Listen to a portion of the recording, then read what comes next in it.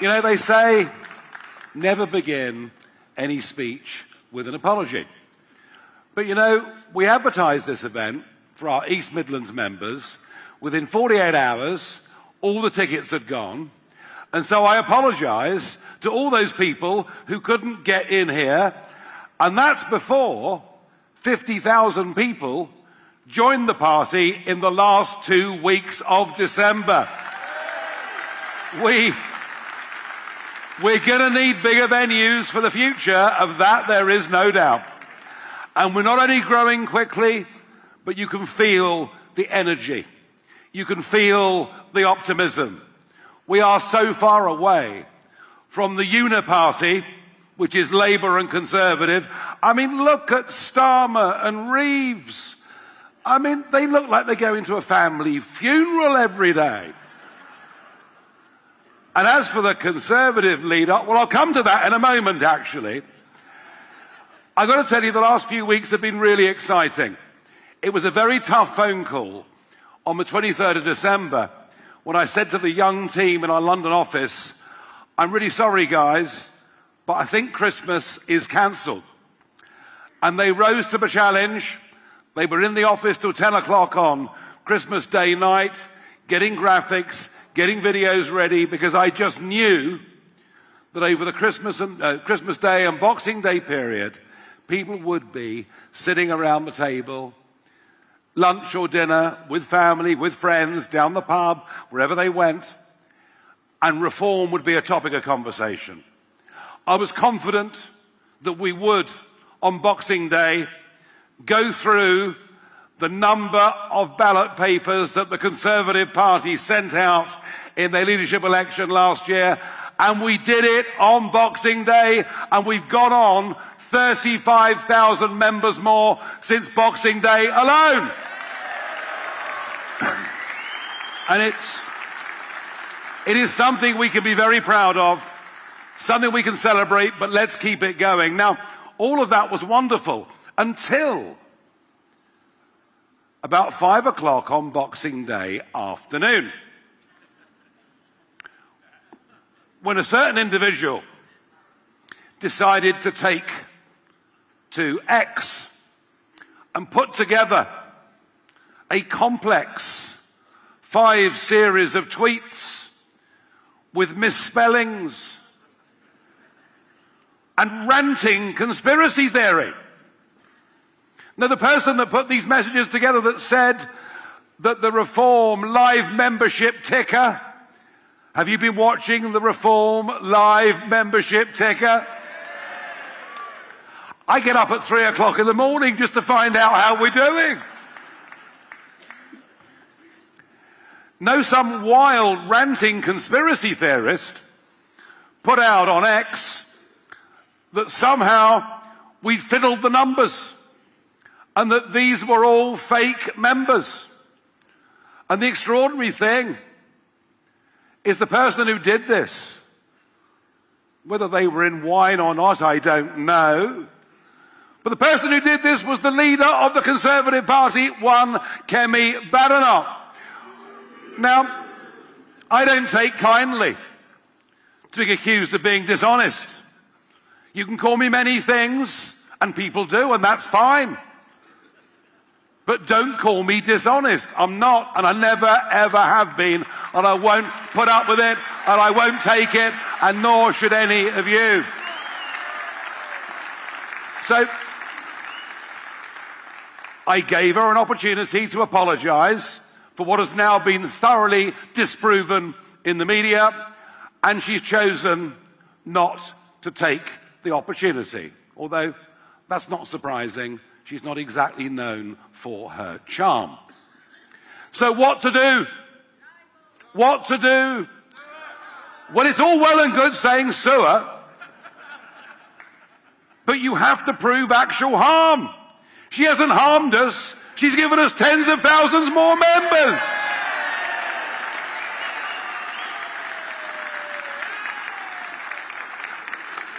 But what I am going to do, and isn't it delightful that the Eastern Region Conference tomorrow takes place at Chelmsford Racecourse which happens to be in her parliamentary constituency, which is good.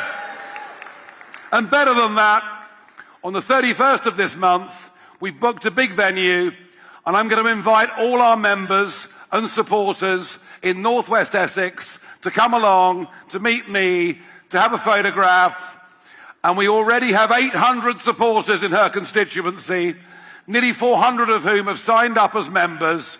And we'll do a big joint photograph, and I'll tell her, Kemi, not only are these not fake members, but we're now going to make this a target constituency for the next general election.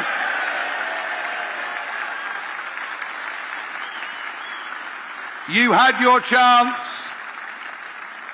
You accused me of being dishonest. You had your chance to apologise. Well, now the gloves are off. So why is it that this party is on the up the way that it is? Why is it there is the optimism in this room? It's because we all know that Britain is broken and Britain needs reform. We know it. We feel it. And we understand it at every level.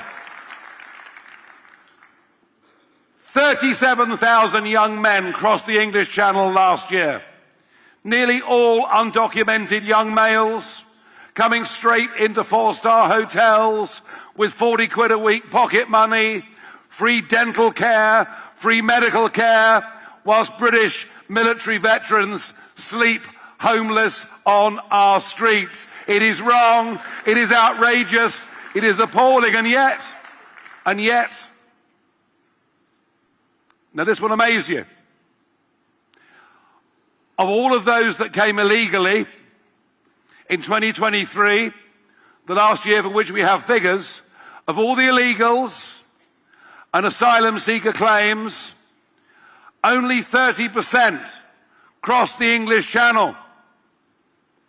Where did the other 70% come from?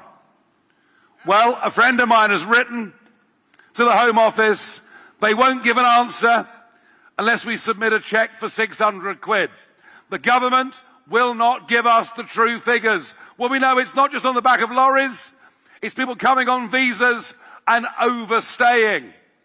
We are being taken for a ride at every level. And until we can deport those that should not be in our country, until we can do that, and we'll never do that, being signed up to a convention for an outdated court in Strasbourg, we have to leave the ECHR and get rid of those that should not be here. And we've got the courage to say that. We've got the courage to do that, and frankly, nobody else does. And on legal immigration numbers, well, the party that promised us repeatedly net migration of tens of thousands a year in 2023 gave us net migration of nearly 1 million. And it's my view that the population explosion of 10 million, more than 10 million, in the last 20 years is the biggest contributor to our diminishing quality of life. We cannot get access to health care. Our children and grandchildren cannot get onto the housing ladder. The traffic is impossible. Nothing works anymore. There's no infrastructure.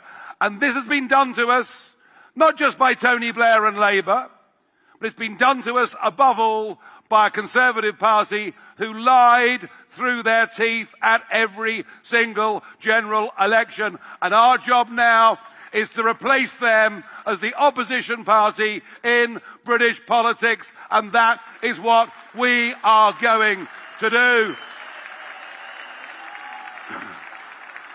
Because what can they say? The other week at the dispatch box, at PMQs, Kemi Badenoch said to the Prime Minister, isn't it terrible?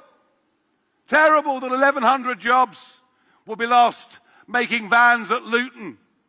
It's all because of your electric vehicle rules and targets and fines. To which Richard Tice heckled and said, but it's your policy in the first place. To which the Prime Minister said, yes. I mean, it's not often Starmer's that sharp, I got to tell you, but he was. And it's the same on net zero. It's the same. You know, why are our businesses paying the most expensive electricity bills in the world? Look what it's doing to our manufacturing sector. Look what it's doing to our competitiveness. Look at what has been put on all of your bills over the last 20 years to subsidize foreign companies putting up wind turbines, all manufactured in China, and the same goes for solar. They are a uni-party. The more they pretend to be different, the more you realize actually they're the same. They're about open borders. They're about high taxes. They're about regulation. And they're not about putting the British people first on anything. And we are. We will put the British people first. We know what our priorities are. But above all, what we need in this country is a change of culture. We are living in societal decline, when nobody has the moral courage to stand up and do what is right for fear of being called names. The fact that the so-called grooming scandal, or shall we call it the mass rape abomination,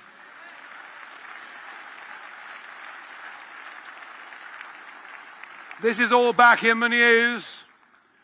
I don't know whether you've read online some of the accounts of what happened to girls as young as 11, 12 and 13 years old. If you haven't read the transcripts online, I advise you not to, because you frankly won't be able to go to sleep. What happened in this country, and it didn't just happen in one place, it wasn't just Oldham, it happened in towns and cities all over the United Kingdom on an industrial scale. And yet, mainstream media did their best not to cover it. Keir Starmer, it would appear, when he had the big job as Director of Public Prosecutions in 2008, chose not to prosecute a grooming mass rape case. The Conservative government did all they could for there not to be a public inquiry. And Jess Phillips this week decides there is no need for a public inquiry.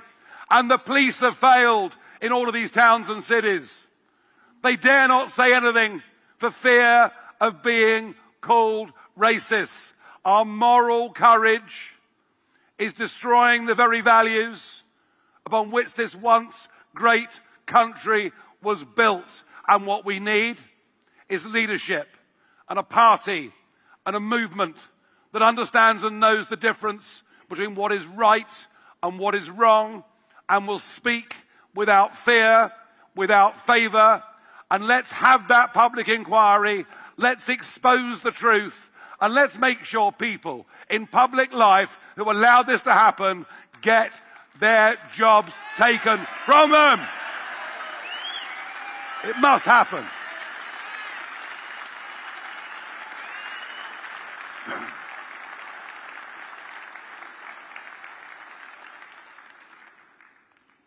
We face, of course, a number of obstacles. But the one obstacle we don't face is the talent of the opposition we face in the Labour and Conservative parties. That's the good news. We're not up against towering giants, but we have a huge amount of work to do. Here in the East Midlands, we have a whole series of elections happening right across the counties on the 1st of May. We even have some mayoral contests, and you heard from Dame Andrea earlier on today. The disappointment is she's got a sore throat. Otherwise, she would have sung Jerusalem from the stage, but that'll happen next time. So what we have to do, we have to organise, we have to mobilise, we have to professionalise. And that was why I appointed Zia 6 months ago, somebody to help me professionalise this party. And folks, we are making the most astonishing progress, but we need to make more. And we need you to help us doing that. And we've got some great new people joining us. And we've got a newbie who's joined us today. His name is Mr Longhi. He was the Conservative Member of Parliament for Dudley North from 2019 to 2024. And believe it or not, before being in Parliament, he actually had a job. No, really? Yeah, he actually had a job. He worked in business. He was successful. He'd been a loyal member of the Conservative Party for the last goodness knows how many years. Today, former MP Mr Longhi joins Reform UK. I want you to give him a big welcome on this stage.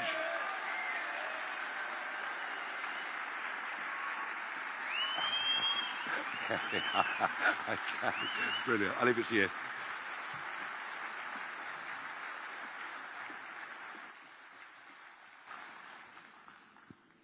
Conference, good evening. I am a patriot, and I finally feel at home.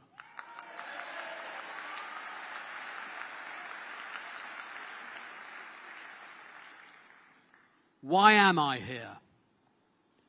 I am here because of each and every one of you. I am here because of what has happened to our once great country. I am here because the party I have been loyal to over decades, in the good times and in the bad times, has lost its soul. It is unrecognizable. It has changed. I have not.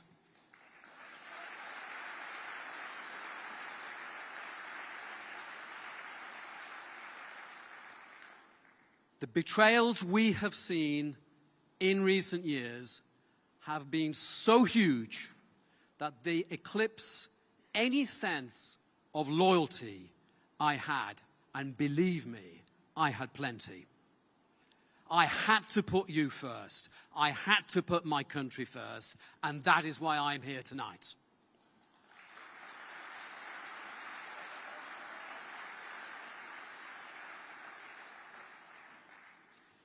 Let me ask you a question.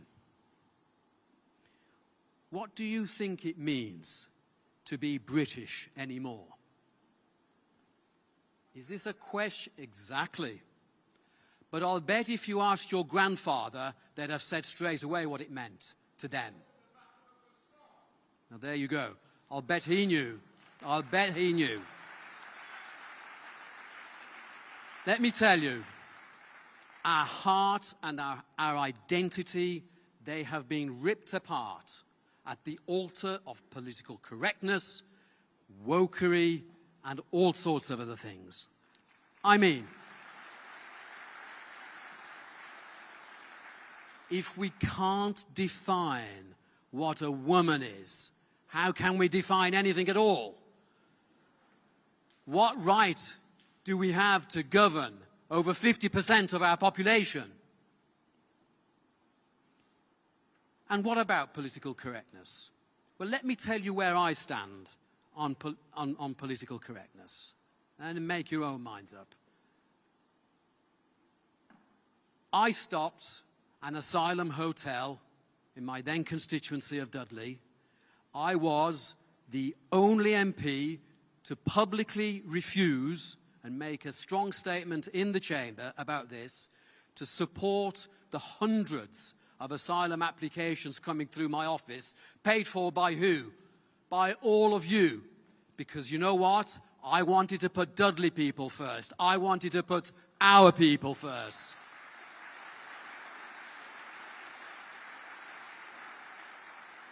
Yes, I was called names about that in the chamber, even by some of my own colleagues. But I am the person I am, and I am going to carry on saying the things that need to be said and doing the things that need to be done. They can call me all the names they want to.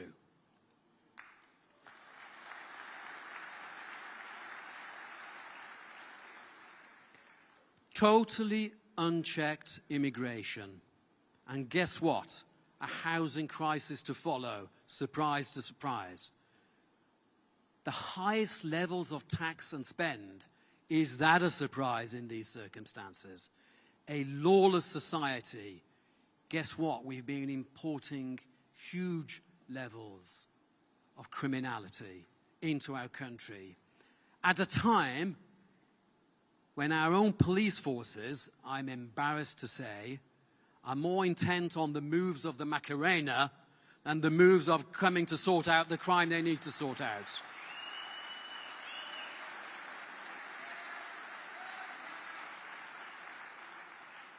Our country is at a brink. So, conference, I salute you all.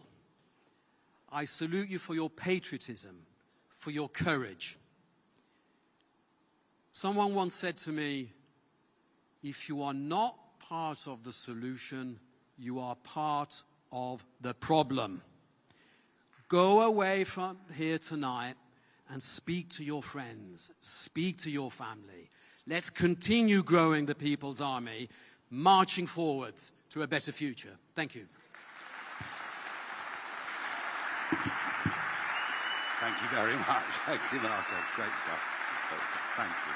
Thank you. Our photographers here. They've got what they want. Thank you. Thank you, Marco. You know, I draw great inspiration from what happened in America on November the 5th. Now, I've been unwavering in my support for Donald Trump, and at times in the last 9 years, that's not always been easy. I've been in a minority of one, it would seem, in British public figures able to stand up for him, but then that's me. I don't court short-term popularity. I stand up and fight for what I believe in life, and I've always thought that Trump was the man the world needs to make it a safer and better place.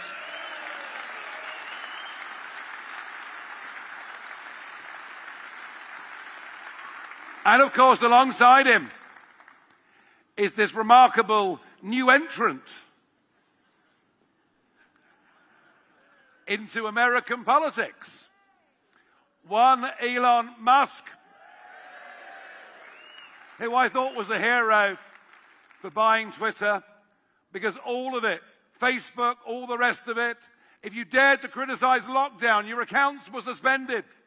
At least with Elon, we've got free speech back. Whether we like everything he says or not, he is a hero.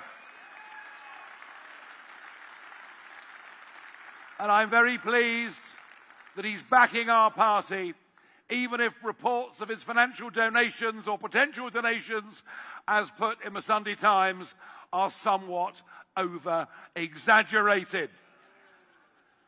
But if he begins to do even a fraction of what he sets out to do, to cut back the size of the administrative state in America, he will make America even richer than it currently is.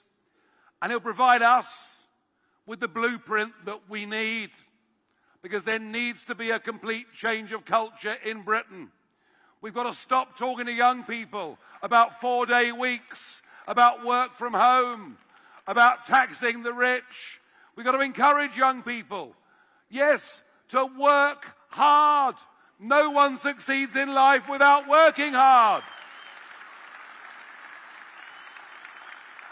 We've got to tell young people, we want them to go and make money. We want them to succeed. We want them to stay in our country and not to emigrate to other parts of the world. But it's becoming harder and harder, because our bureaucratic and administrative state is crushing enterprise. We're putting young people on the sick just because they've got a bout of depression. We are getting societally weaker, as I spoke about earlier, with the rape gangs as an example. But we are getting economically weaker. We are getting poorer. The higher legal immigration goes, the more gross domestic product per person goes down. Our debts are at every level individual, corporate, national, are getting worse. Our annual interest repayments are now bigger than our defence budget. And yet we borrow more, and we borrow more, and we assume we can go on living like this forever. Folks, we can't. To save our country, we have to make Britain. We've got to make Britain great again, haven't we? We've got to make Britain great again, and we only do that by controlling our borders. We only do that by reasserting our confidence in ourselves, our history, our identity, our tolerance, and what we are and always have been as a nation. And we only do it if we reduce the cost of living for ordinary folk and make the country start making money again, stop sinking deeper into debt, get rid of this culture that it's all right to live off the state, it's all right to go on the sick, when actually we simply can't afford to go on like this. And that's what you'll get from me. You'll get plain speaking. Even if at times what I have to say is harsh, you'll get honest, plain speaking.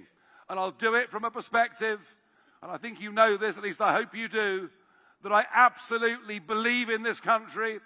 I believe in its people. I fear we've been appallingly led for the last 20, 25 years, and that this can be turned around. Do you believe we can turn this around? Do you believe we can make our country again something to be proud of? Are you prepared to stand up and get involved and join the People's Army? Please do everything you can, whether it's making phone calls, delivering leaflets, standing as a candidate. Go into the hall as you leave, sign up, become one of our activists. Let's go out and make history. Thank you very much indeed this evening. Thank you.